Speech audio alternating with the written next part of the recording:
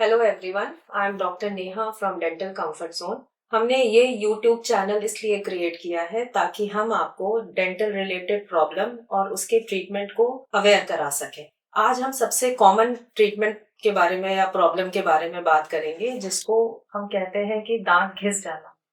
दांत घिसने के बहुत सारे कारण हो सकते हैं। जो सबसे पहला कारण होता है कि लोग दूसरों को देखते हैं कि उनके दांत वाइट है, मेरे दांत पीले हैं, तो बहुत देर तक रगड़ के ब्रश करने की वजह से भी वो अपने दांत के जो ऊपर के लेयर हैं, जिसको हम इनामल बोलते हैं, उसे घिस देते हैं। दूसरा जो बहुत कॉमन रीजन हमारी कंट्री में है, वो है पान मसाला या तंबाकू। उसके खाने की वजह से बहुत सारे पेशेंट्स का दांत का जो ऊपरी सतह है वो घिस जाता है, उन दांतों में क्रैक्स आ जाती है। और जो तीसरा होता है, जिसको हम बोलते हैं ट्रोमेटिक बाइट, जिसमें आपके खुद के ऊपर और नीचे के दांत के बीचों में आपस में जो कांटेक्ट है वो प्रॉपर नहीं है, जिसकी वजह से भी दांत घिसते हैं।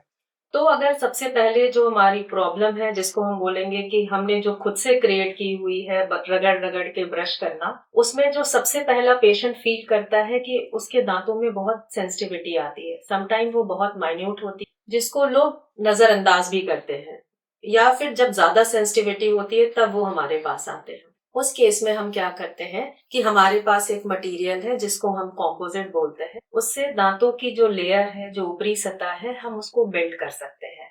उसमें दांत के हिसाब से उसके शेड्स हैं, कलर्स हैं, जैसे उनके ब्राउन शेड है या उनके येलोइस्ट शेड है, तो उन सबको हम मैच करते हुए उस दांत के हार्ड लेयर को हम क्रिएट करते हैं आर्टिफिशियली। दूसरी जो होता है कि अगर उन्होंने दांत घिस के उस सतह को और ज्यादा गहरा कर दिया है, तब उन दांतों में हम रूट कैनाल ट्रीटमेंट करते हैं, जिसको हम दांत के नस का इलाज करना कहते हैं। दूसरा, जो पान मसाला खाने की वजह से बहुत सारे पेशेंट्स के दांतों में क्रैक्स आ जाते हैं, स्टेन्स आ जाती हैं, सेंसिटिविटी आ जाती है। बहुत लोगों में इतना ज्यादा कांटेक्ट घिस जाता है कि वहां पे खाना भी फंसने लगता है। उन सब की वजह से दांतों में कैविटी भी हो जाती है, सनसनाहट भी होने लगती है। समटाइम्स तो वो इतना ज्यादा हो जाता है कि ठंडे के साथ साथ पेशेंट को गर्म चीज भी आभास होने लगती है। उन केसेस में हमारे पास जो ट्रीटमेंट होता है, जिसको हम बोलते हैं लैमिनेट्स, ये जो है वो कॉम्पोजिट से बेटर वर्जन होता है, क्योंकि जो कॉम्पोजिट मटेरियल है उसको हम क्लिनिक में बैठ के अपने हाथ से दांतों के शेप देते हैं। जो लैमिनेट्स होते हैं वो थोड़ा इनसे ज्यादा मजबूत होते हैं, क्योंकि वो मशीन मेड होते हैं। उसमें चांसेस ऑफ एरर बहुत मिनिमल होते हैं। वो ज्यादा मजबूत होते हैं और ज्यादा शाइनी होते हैं एज कम्पेयर टू जो हम कॉम्पोजिट मटेरियल लगा रहे हैं।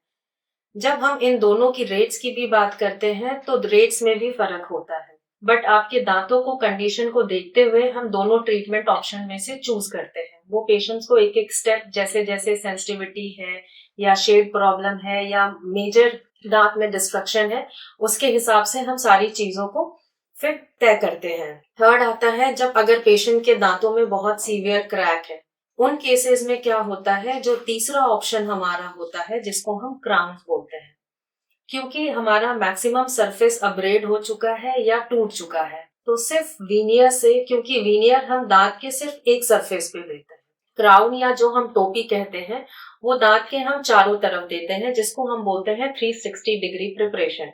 उसमें दांतों को चारों तरफ से छोटा किया जाता है, फिर हम उसके ऊपर वो कैप लगाते हैं।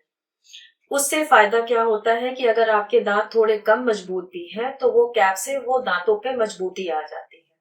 कुछ पेशेंट्स क्या लंबे समय से अगर दांत हिल रहे हैं, तो हम 3-4 दांतों में जब क्राउन लगाते हैं तो उसको एक साथ जोड़ के बनाते हैं कि अगर वो दांत हल्के हिल भी रहे हो, तो उनको जब हम स्प्लिट कर देंगे तो वो चारों दांत एक साथ लेके वो चारों दांतों पे एक साथ फोर्सेज आएंगे, तो उन दांतों का जो जीवन है वो थोड़ा और लंबा हो जाएगा, लाइफ स्पैन उनकी और बड़ी हो जाएगी। चौथा जो प्रॉब्लम है, जो मेजर प्रॉब्लम आजकल पेशेंट्स में देखने में मिल रहा है, उसको जो हम कहते हैं ट्रोमेटिक बाइट। आजकल स्ट्रेस की वजह से या दांत में अगर बाइट प्रॉपर नहीं है तो पेशेंट का दांत घिसने लगता है।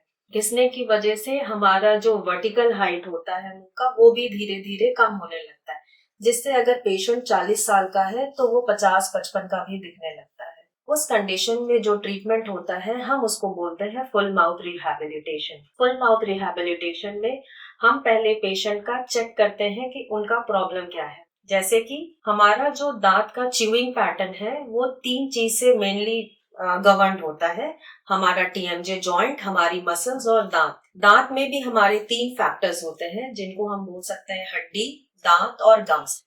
जब इन तीनों चीजों का कोऑर्डिनेशन प्रॉपर होता है तब हमारा च्यूइंग पैटर्न प्रॉपर होता है।